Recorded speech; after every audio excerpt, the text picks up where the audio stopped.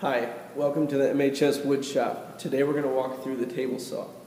The table saw is an important piece of equipment that will be found on any job site or any shop in industrial tech wood settings.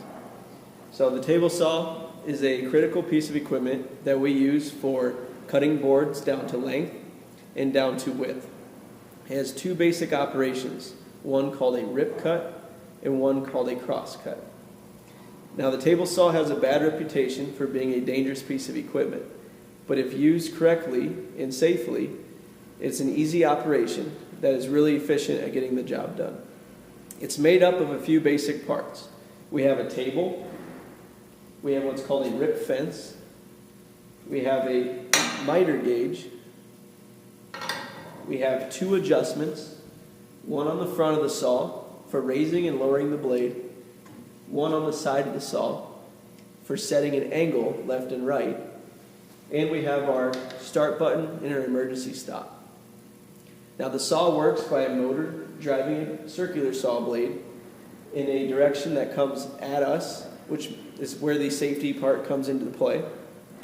And it also utilizes a set of guards and splitters that do two things. They keep your fingers out of the saw blade, and they keep your cut groove open throughout the process so that you don't get what's called kickback.